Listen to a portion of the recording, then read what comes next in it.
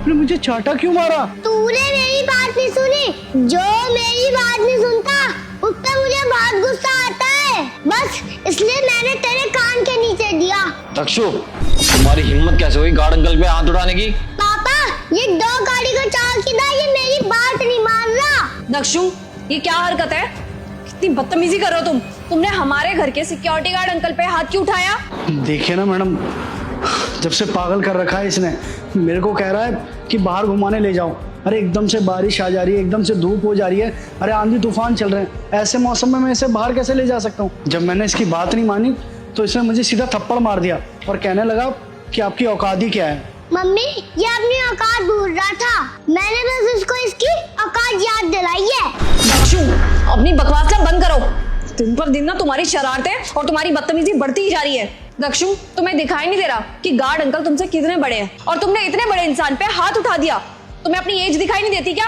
आज तुमने यहाँ पे इनको थप्पड़ मारा है, कल को तुम्हारे स्कूल से कंप्लेन आएगी, कल को तुम स्कूल में किसी पे हाथ उठा दोगे और तुम्हारे टीचर क्या बोलेंगे कि पता नहीं इसके पेरेंट्स इसको घर पे क्या सिखाते हैं। हमारी बदनामी होगी दक्षु। पहले ये बताओ क्या कर रहा है ये सब? तुम्हारा ध्यान कहाँ रहता है? बच्चों का पहला स्कूल है, उसके माँ बाप होते हैं। अरे जो माँ बाप करेंगे ना वही बच्चा सीखेगा। तुम तो घर पर रहती हो, इतना ध्यान में नहीं रख सकती? अभी बचपन में ही ऐसे काम करेगा तो क्या इज्जत रह जाएगी हमारी? क्या सीख रहा है स्कूल में? तुम मुझ पे क्यों चिल्ला रहे हो? तुम्हें क्या लगता है कि 24 घंटे मैं दक्षु के आगे पीछे ही घूमती रहती हूँ?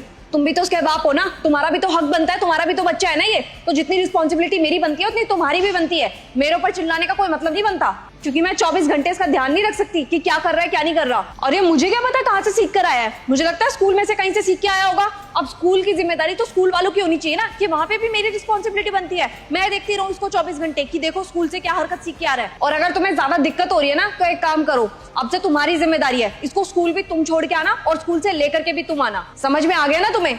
और तुम दक्षु, मुझे एक बात बताओ कि तुम्हें कहाँ से सीख रहे हो, कहाँ से हरकत आ रही है ये बदतमीजी वाली?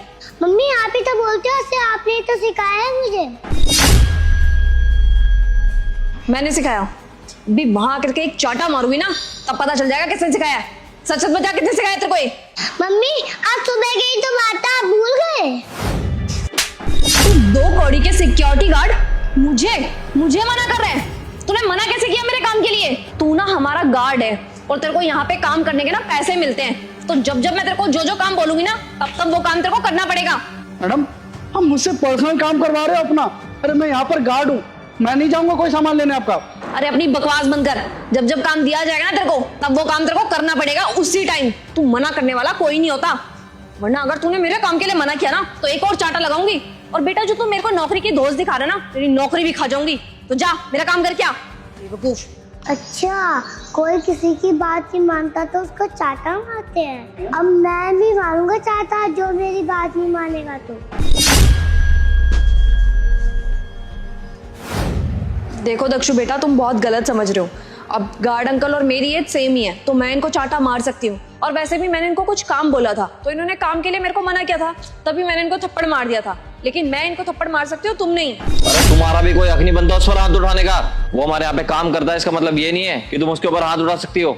और एक बात ये बताओ, क्या काम है उसका यहाँ पर? चौकीदार का काम करता है ना वो, कि तुम्हारे काम करेगा जाके पर्सनल? अरे उसने मेरे काम के लिए मना किया था, मैंने इसको काम को बोला और उसने मेरे को सीधा मना कर दिया, तब इसीलिए मैंने इसको थप्पड़ मार दिया। और क्या गलत किया? अगर आगे से काम के लिए मना करेगा ना तो फिर से थप्पड़ मारूंगी। लेकिन इसको एक बात समझा दो, जो मैं इसको काम बोलूंगी ना वो इसको करना पड़ेगा।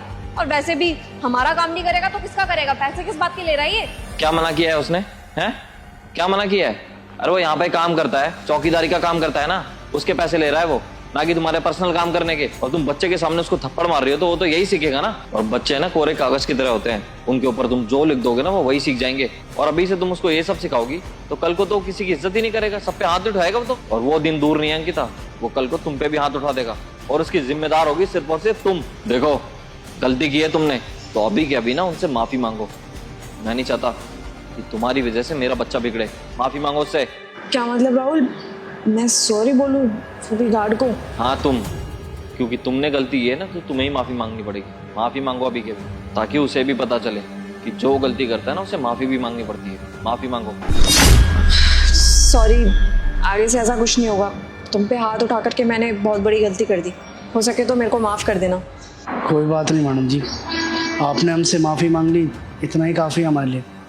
बस आगे से इस बात का ध्यान रखना कि हमारी भी कोई इज्जत होती है। दक्षु बेटा, अब तुम क्या खड़े देख रहे हो? आप भी अंकल से माफी मांगो। आपने उनके ऊपर हाथ उठाया ना, और उनसे ये भी बोलो कि आज के बाद आप उनसे कभी बदतमीजी नहीं करोगे। Sorry uncle. कोई बात नहीं बेटा, आगे से हमेशा इस बात का ध्यान रखना, कभी भी किसी पे भी हाथ मत उठाना। स्कूल में आपको अच्छी शिक्षा मिलती है ना, तो हमेशा इस बात का ध्यान रखना। चलो आओ नीचे, बाहर चलना है ना।